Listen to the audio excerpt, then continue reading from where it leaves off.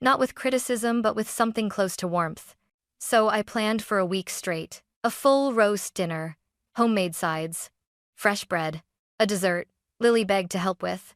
I cleaned every corner of the house until my back ached. I triple-checked the recipe list. I even ironed the napkins, something I hadn't done since our wedding. Nathan noticed the tension in my shoulders while I lined up the silverware for the third time. He touched my arm gently. They're just your parents. You don't have to turn the house into a museum. I tried to smile. I know. I just want tonight to go well. He didn't argue. Nathan never argued unless he needed to. Instead, he kissed my forehead and said softly, "Whatever happens, I've got you." I didn't deserve him, but I thanked God I had him. As the afternoon stretched into evening, the house filled with the sounds I loved most. Lily humming while rolling dough, Mason mixing too enthusiastically and splattering the counter, Nathan laughing as he cleaned it all up. For a moment, just one, I felt like this dinner could actually heal something. Then my phone buzzed. "Mom, we're 5 minutes away. Please tell me your house doesn't smell like last time." "Mom, open windows if needed." I stared at the screen. Nathan looked over my shoulder and sighed. "Here we go. 5 minutes. 5 minutes until judgment walked through my front door. I checked my reflection in the hallway mirror. No flour on my clothes. Hair, neat. Smile. Present, but forced. Lily peeked around the corner, eyes hopeful. "Mommy, do you think Grandma will like the dessert?" I made the swirls extra pretty. My chest tightened. It wasn't fair that my kids felt this pressure too. I knelt down and smoothed her hair. "Sweetheart, Grandma doesn't have to like it. I already do, and I'm really proud of you." She beamed. It was the kind of expression a child should wear freely, not weighed down by the fear of not being enough. Then the doorbell rang. The sound sliced straight through the air. Nathan whispered, "Babe, breathe." I opened the door. Mom swept in first. Perfume thick and overwhelming. Her eyes scanning the house like she was inspecting a hotel she didn't plan to tip. Dad followed, hands in his pockets, already frowning at the rug. "You redecorated," he said, as if accusing me of something. Mom sniffed the air dramatically. "Smells, okay, nothing burned at least." Lily stepped forward, smiling brightly. "Hi, Grandma." Mom hugged her but loosely, distractedly, her eyes fixed on the dining table behind me. "You use those plates?" I suppose they'll do," Dad added. "What are we eating anyway?" Brittany sent us pictures of her dinner last night. Looked like something from a magazine. Nathan shot me a warning glance, "Don't react." I swallowed down the familiar sting and ushered them inside. As we all sat down at the table, Mom leaned forward, staring at the roast as if it had personally offended her. "Well," she said, tapping her manicured nails against the plate, "let's hope it tastes better than it looks." And just like that, the warm, fragile bubble I'd tried to build around my family began to crack. Mom didn't wait for anyone else to settle before reaching for the serving spoon. She prodded the roast like it might still be alive, then muttered under her breath, a little dry looking.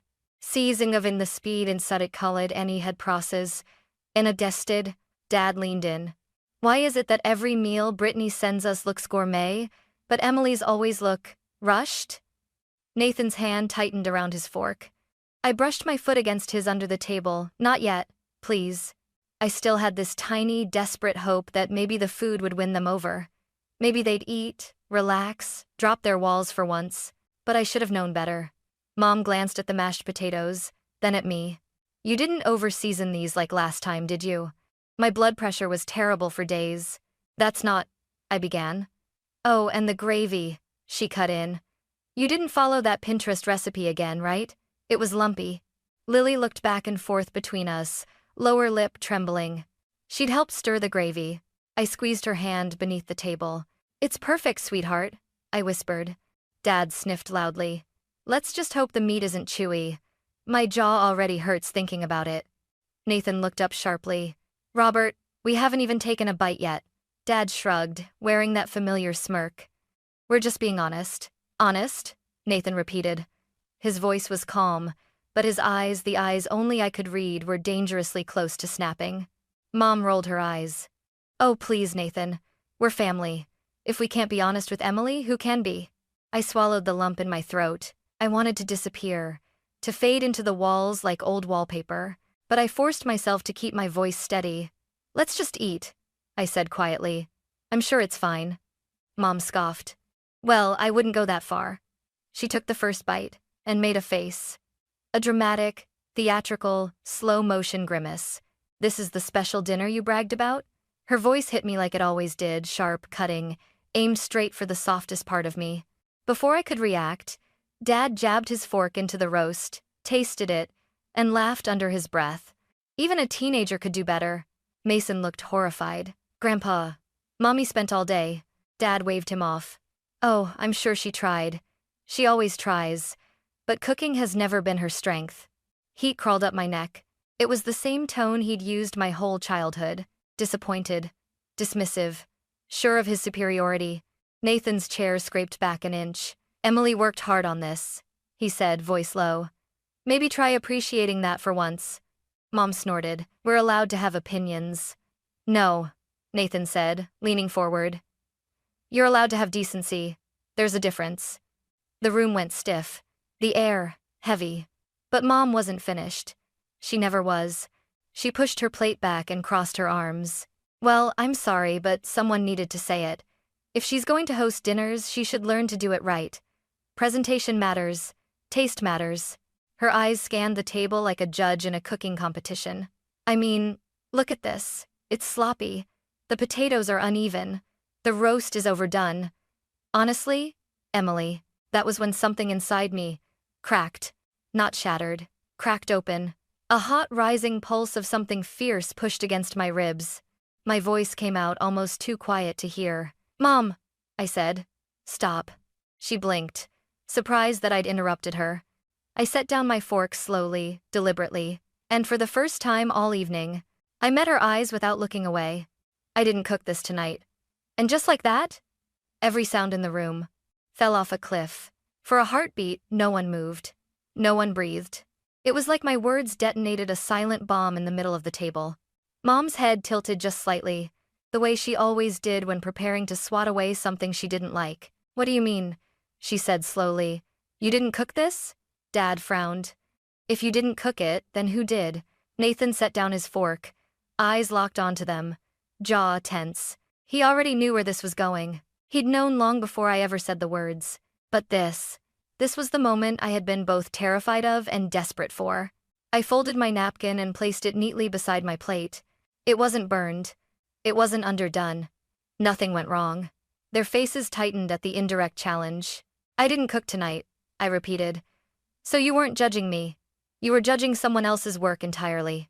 Mom let out a humorless laugh. "Are you trying to blame Nathan because—" "No," I cut in. The room snapped into silence again. Lily and Mason watched me with wide, terrified eyes. Nathan reached under the table and squeezed my hand once steady, grounding. Dad leaned forward. "Emily, enough riddles. If you didn't cook it, who did?" I stared straight at him. "A professional chef." Mom blinked twice. What?" I took a breath. "Chef Marcus Reed. The same Marcus Reed whose restaurant you two drive an hour to eat at every other month? The one you call the best you've ever tasted." Dad's mouth fell open. Nathan looked away to hide a satisfied smirk. Mom shook her head, scoffing. "Emily, that's ridiculous.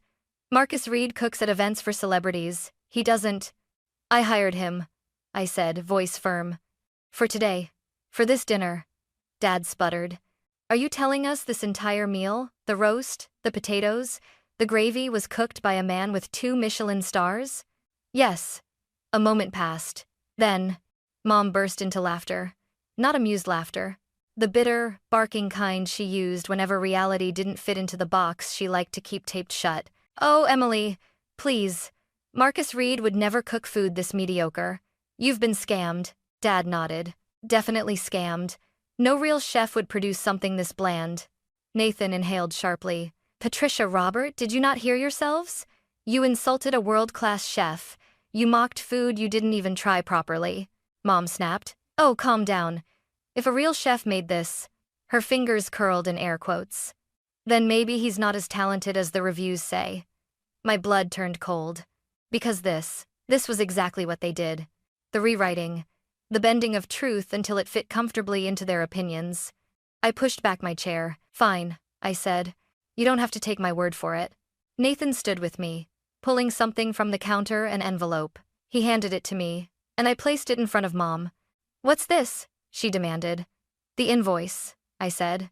Signed by Marcus Reed himself, along with the confirmation email, and the dietary adjustments he designed specifically after I told him Dad is cutting down on salt. Dad stiffened. Mom snatched the papers, eyes scanning the signature. Her face drained of color. It was real, all of it. Dad took the invoice from her trembling hands. What? Why would you hire him? Why not just cook it yourself? And there it was. The question. The real question. I felt something inside me finally, blessedly unlock. Because, I said quietly, I wanted one dinner where you couldn't criticize me. One meal where you wouldn't compare me to Brittany. One evening where we could sit as a family without someone taking a shot at me. Nathan's hand closed around my shoulder. Lily reached for my sleeve. Mason leaned into my side. I steadied myself. And even then, I whispered, even when the food was perfect, even when a Michelin star chef cooked it, you still found a way to tear it and me apart. Mom opened her mouth, closed it, opened it again. No sound came out. Dad swallowed hard. The bravado was gone. The arrogance evaporated. I wasn't 9 years old anymore. I wasn't the girl staring at cookies in a trash can. I was a woman, a mother, a wife. And for the first time, I wasn't afraid of disappointing them, because they'd been disappointing me for decades. The room stayed frozen, the truth hanging heavy between us. Then Dad finally whispered, Emily, we didn't know. I met his eyes. That's the problem, I said. You never do. Dad's whisper hung in the air, fragile and shaking, as if the weight of what he'd said surprised even him. Emily, we didn't know. I didn't soften. Not this time. I held his gaze, steady and unblinking. You never try to know. Mom placed the invoice down like it was burning her fingers. That signature could be forged, she said suddenly, voice shrill. People fake celebrity names all the time. Nathan let out a sharp laugh, cold, disbelieving. Patricia, you criticized Marcus Reed, a man whose food you worship. You humiliated your daughter in front of your grandchildren over a meal you hadn't even tasted. Mom shot him a glare. Oh, don't you dare lecture me, Nathan. This is a family matter. No, he said firmly. This is a you matter. Because you've made Emily feel small her entire life and now you're doing it to our kids. Mom's expression hardened. Her chin lifted the way it did whenever she felt cornered. I didn't come here to be attacked. We simply said the dinner wasn't good enough? I cut in. It never is. Nothing I do ever is. Dad sighed loudly, rubbing his forehead. Emily, this is getting dramatic. We weren't attacking you, we were just giving honest feedback. You always overreact. There it was. The phrase he'd used on me since childhood. You always overreact. A silencer. A minimizer. A dismissal wrapped as concern. I felt my jaw clench. Dad, telling your daughter that a teenager could cook better than her is not feedback. It's cruelty. And you've done it my whole life. He dropped his gaze. He didn't deny it. That almost hurt more. Mom inhaled sharply. Well, maybe if you had a thicker skin. Why should I need one with my own parents? I demanded. She flinched. A real, visible flinch. I wasn't yelling. I wasn't crying. I wasn't falling apart. That unsettled her more than anything. Because for the first time, I was calm. Controlled. Certain. Lily's soft voice broke through the tension. Mommy, did Grandma really hurt your feelings? Mom looked horrified. As if the idea of a child witnessing her cruelty was somehow worse than the cruelty itself. Lily, Mom said tightly, adults just say things sometimes. It doesn't mean anything. But it does, Lily whispered. It made Mommy sad. The little crack in my mother's facade widened. Dad cleared his throat. Emily, maybe we've been too harsh sometimes, but you know how your mother gets. She just likes things done properly. I stared at him, and because I wasn't perfect, she decided I wasn't worthy. Mom stood abruptly. That is not true. Then prove it, I said quietly. Her eyes darted to the kids, then to Nathan, then to the uneaten food. For a moment I hoped she might apologize, but instead, she straightened her spine and said the most predictable, devastating words she could. You're being ridiculous. Your sister never takes things this personally. Ah, there it was. The comparison. The ghost of my childhood slamming back into the room. Nathan exhaled sharply. Brittany isn't here. And Emily isn't Brittany. Stop holding her to standards no one can meet. Mom's voice cracked. Well, maybe if she tried harder. I tried my whole life, I said. And you never saw it. Mom froze. Dad finally looked at me, really looked at me with something like regret flickering behind his eyes. Emily, we didn't realize it affected you this much. I let the silence stretch. It affected me enough, I said quietly, that when I planned this dinner, I genuinely believed the only way to get through it was to remove myself from every point you could attack. So I didn't cook, I didn't season, I didn't plate, I didn't touch a thing. Mom swallowed. And it still wasn't enough for you. Her lips trembled. Just barely. But enough for me to see at the beginning of a crack in the armor she'd worn my whole life. Dad placed a hand on her shoulder, maybe a gesture of comfort, maybe a plea for her to stop, but she didn't. Instead, she whispered, I didn't mean to hurt you. I nodded slowly. But you did. And the truth was finally on the table. Mom's whisper, I didn't mean to hurt you, hung in the air like a thin, trembling thread.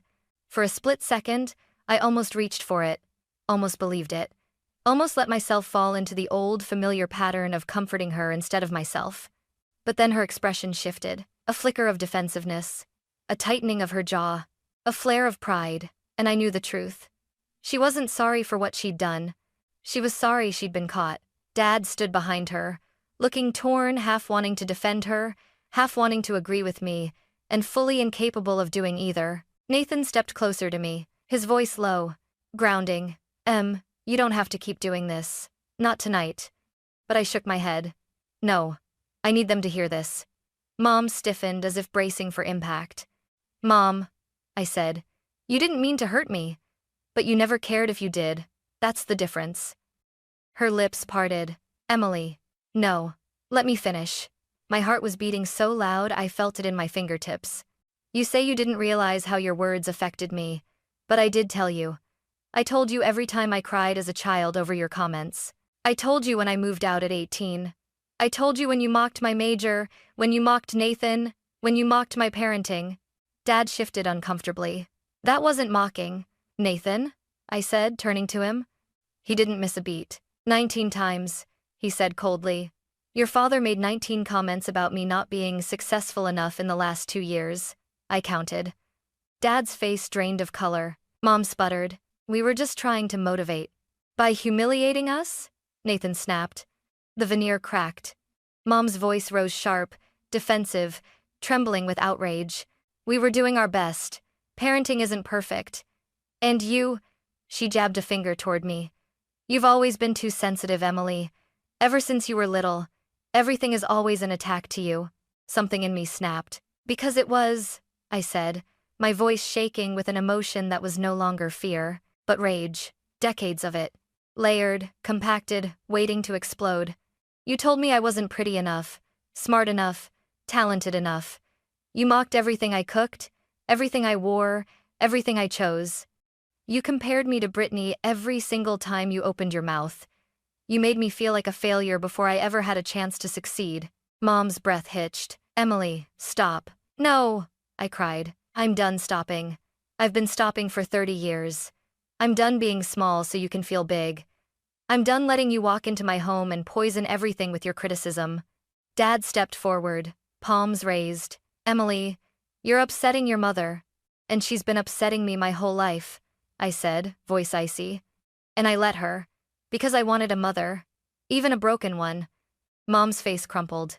Anger, guilt, denial, shame, all fighting for control. You think I'm a bad mother? She whispered. I looked at her, really looked at her. No, I said quietly. I think you were a mother who only knew how to love one daughter. Silence cracked through the room like thunder. Lily suddenly burst into tears, throwing her arms around my waist. Mommy, I don't want them to make you sad anymore. Mason followed, pressing his face into my side. Grandma was mean. Mom looked gutted, absolutely gutted.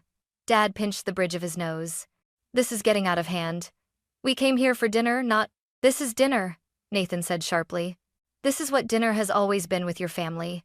Judgment, comparison, insults. Mom looked between the kids, their fear, their tears, and something shifted in her eyes. Maybe guilt. maybe the first crack of self-awareness, but then her pride, stubborn, unyielding, dragged her back. "This is exactly why Brittany doesn't have these issues with us," she snapped. "She doesn't turn every little thing into a catastrophe. She appreciates our honesty." I stared at her. "And that," I said softly, "is why she never told you the truth about the dinner." Mom froze. "What?" I took a slow breath. "Mom, you just mocked a meal cooked by a Michelin star chef. But you also mocked the dessert Lily helped bake. And you mocked the table setting Mason helped arrange. And you mocked my home, my husband, my parenting." I paused. "And the person who helped prepare most of the sides, including the vegetables you loved so much?" Mom blinked. "Yes?" It was Brittany. The room imploded. Mom's hand flew to her mouth. Dad's eyes widened in horror. Nathan exhaled, slow, satisfied. I didn't flinch. I didn't take it back. "I didn't tell you because I knew exactly what would happen," I said. "You don't see us. You see versions of us. Perfect Brittany, flawed Emily. Nothing I do will ever be good enough in your world." Mom shook her head violently. "No, no, that can't be. It is." And finally, after a lifetime of trying to earn their love, I realized I didn't need it. My kids clung to me. My husband stood behind me like an anchor.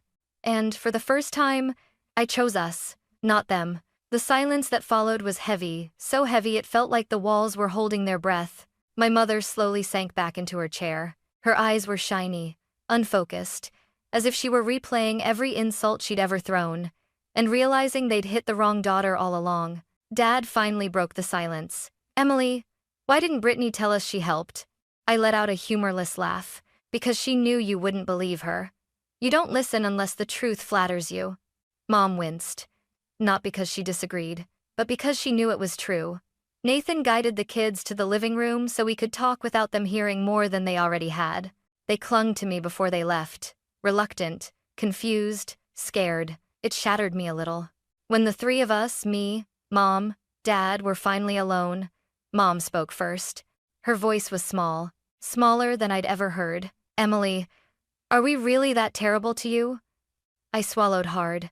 "Yes," I said softly. "You are. Even tonight, before you knew who cooked this meal, you chose to humiliate me. In front of my kids." Dad exhaled slowly, elbows on the table. "We thought we were keeping you grounded." "That wasn't grounding," I whispered. "That was grinding me down." Mom stared at her hands. "I didn't realize it hurt that much." "You didn't want to realize," I replied. She flinched again. The part of me that had chased her approval for decades, that part reached for her. But the part of me that finally valued myself, that part pulled me firmly back. "I spent years trying to earn something from you that I should have never needed to earn," I said. "I thought if I hosted enough dinners, worked hard enough, raised good kids, stayed polite, stayed quiet, eventually you'd love me the way you love Brittany."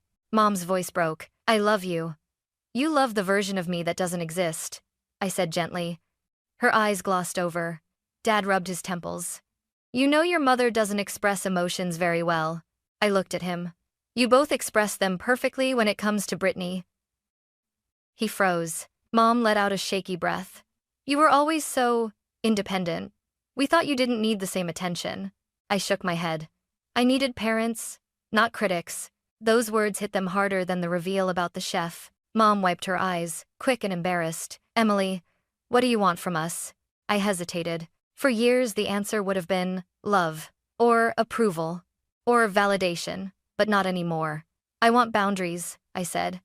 Dad frowned. "Boundaries? Yes. If you're going to be around me and my children, there are rules." Mom looked terrified, like she was about to be evicted from a life she had taken for granted. What rules?" she whispered. I held her gaze. "Rule 1. No more comparing me to Brittany, ever." Mom nodded slowly. Dad didn't argue. "Rule 2, I continued. You don't criticize my cooking, my home, my husband, or my kids. If something's not to your liking, keep it to yourselves. Or don't visit." Mom's lip quivered.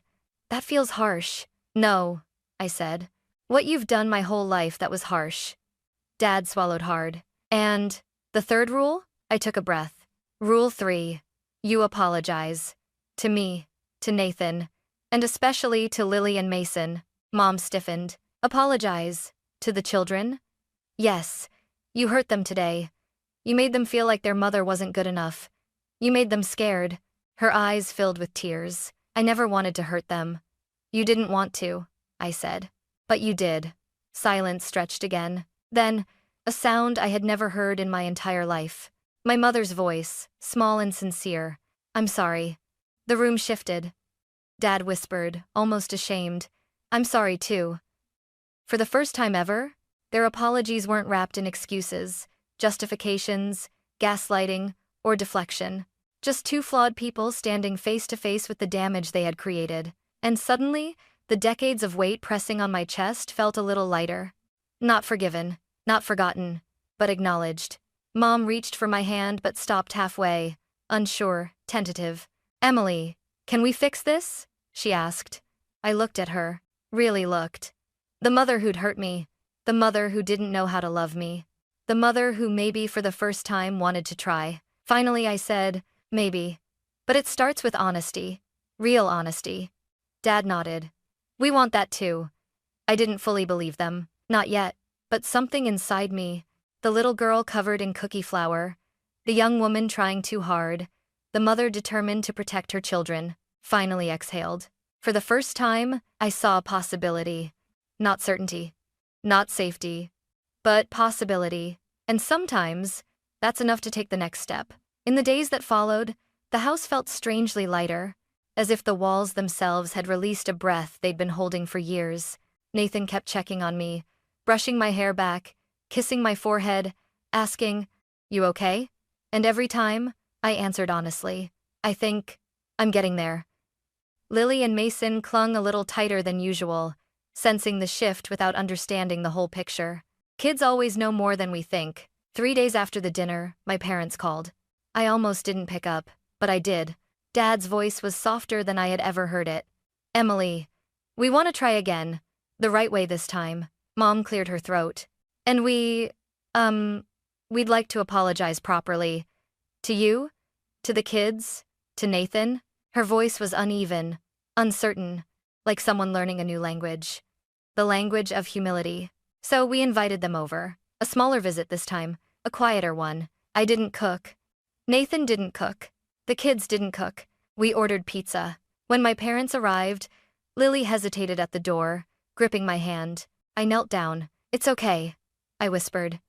You can listen to your feelings. If you want space, you tell Grandma and Grandpa. They'll respect that now. My mom's eyes softened with guilt as she overheard. Inside, we sat around the table. The same table that had held all that pain just nights earlier. But tonight, there were no comments about the food. No critiques about the plates. No comparisons. No tension. Just quiet. Then Mom inhaled deeply, clasping her hands in front of her. Lily, Mason, I owe you both an apology. The kids froze. She continued, voice trembling. What I said at dinner? It wasn't kind, and it wasn't fair. Your mom is wonderful, and she loves you so much. I'm sorry if I made you feel embarrassed or upset. My breath caught.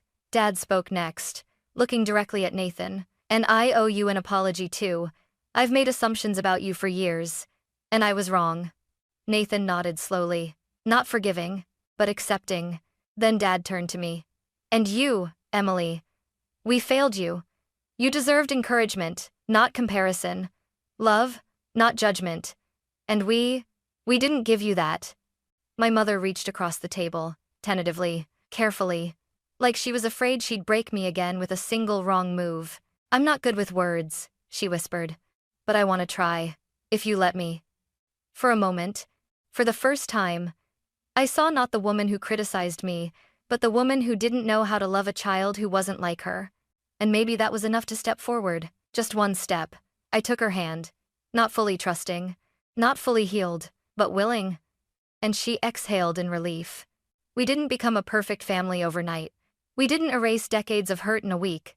We didn't magically transform into a loving TV commercial family with matching sweaters and synchronized laughter. But we started something. Something real. Something earned. Something honest. Boundaries stayed. Respect stayed. Growth stayed. 2 weeks later, Mom brought over a store-bought pie. She walked in nervously. I didn't bake it, she said quickly, eyes wide. I thought I'd let the professionals handle it. Nathan burst out laughing. Even Dad cracked a smile. And for the first time in my entire life, I laughed too. Not out of politeness. Not out of pressure, but because the moment felt light, human, warm. That night, after everyone left, Lily curled beside me on the couch. Mommy? Yeah, sweetie.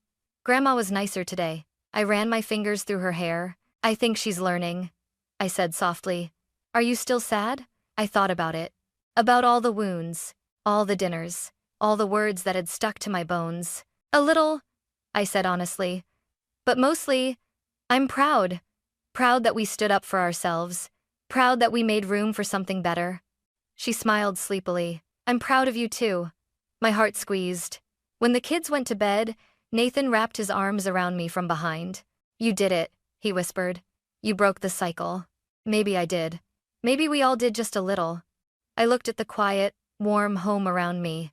The same walls that had held hurt, now ready to hold healing. And for the first time, a new truth settled gently in my chest. I wasn't cooking for their love anymore. I was building a life where love was already here, and that, finally, was enough.